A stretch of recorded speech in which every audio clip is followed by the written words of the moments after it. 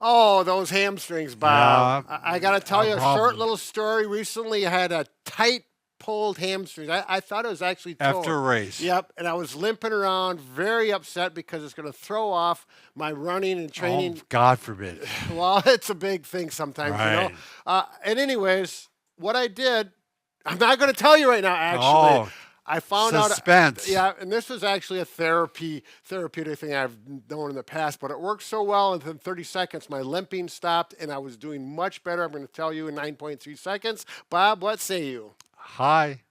Bob and Brad, the two most famous physical therapists on the internet. All right, first let's talk a little bit anatomy, Bob. We've got our high-tech Sam the skeleton here with some nice masking tape. Right. So the hamstrings connect up to this ischial tuberosity. Or sit bone. Or sit bone, and they go all the way down and actually connect across the knee joint. And it's all a long muscle. There's actually 3 muscles that compose it, but your muscle actually tighten up, knot up, and you get that real tight feeling. Right. It's possible that you could have torn some tissues in there, or, even worse, a complete rupture. Right. In that case, this isn't going to work. You overworked it either way. You'll know if you have that. You will not Right. be walking. Anyways, so let's talk about how I fixed it. Hold on. Okay, so oftentimes, and I think this isn't always the case, but oftentimes hamstrings injure more proximally or more towards the ischial tuberosity. Mine was at exactly that location. I could feel it tight. I'm limping. And I thought, just relax, now what should a therapist So it's do? close to the butt. Yeah, it was close to the butt. So I wanted to use some pressure, okay? And the idea is when you have a tight muscle and you put some pressure on it constantly, after 20 to 30 seconds, you may be able to get it to release. Especially if it's a trigger point. Exactly.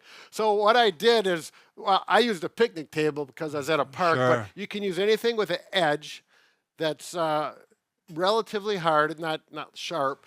You wouldn't want to use this. This would be too soft, like a bed or something bed, like that. right. So you want to have something that has some substance to it. And you're going to go on that point, and you're just going to use your body weight and sit right on that and work it and give it some time. It's going to be a little uncomfortable at first, but if it's not a real bad tear and it's just knotted up from being irritated, just relax your whole body, and within that 30 seconds, you'll feel it. And that's exactly what happened to me. I got up, and my pain went from limping to, oh, wow. And I was grateful, Wow. Bob. And A miracle. it wasn't 100% better, but I could walk without pain. It was Right. still sore. The next day, I was fine. I was back to running within a Wow. couple days. So Well done. That whole idea of working that tight spot out Right. with it's like doing a direct massage. Right. Now, that area can be hard. If you don't have a area like that, you can take a softball. You could use a 6-inch roller. Sometimes the softball works better because it's more You specific. could even sit while you're doing it. Yep. Or you mean like this? Right. Sure. Yep. And the nice thing about the ball is you can roll, and you And can. you can floss.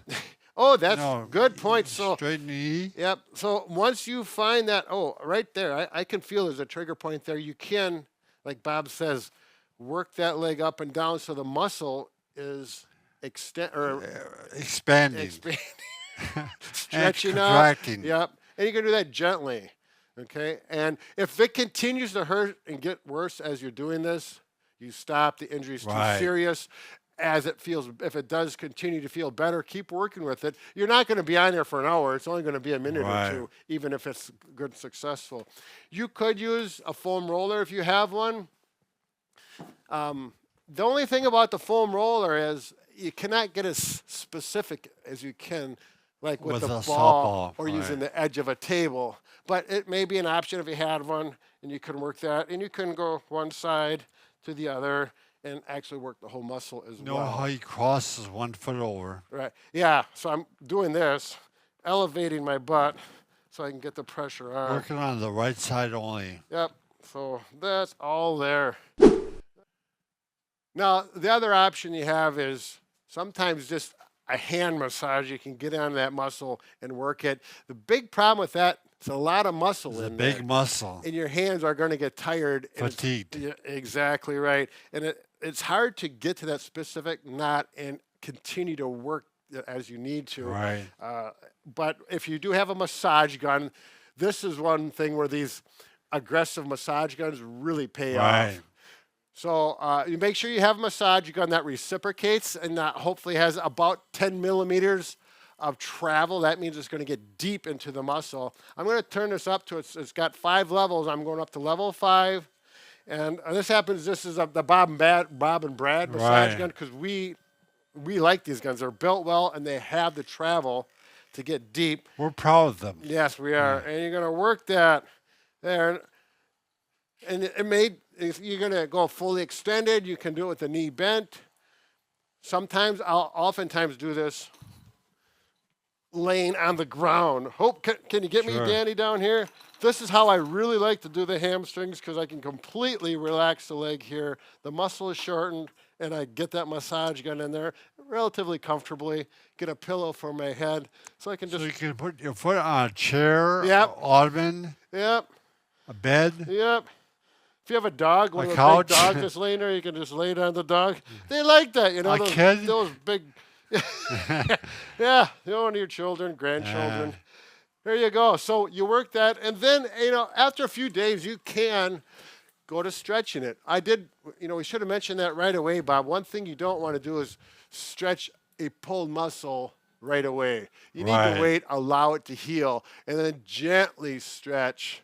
Those 5 to 10 second stretches, and as it gets better over a few days and tolerated more, you can progress 15 to 30 seconds.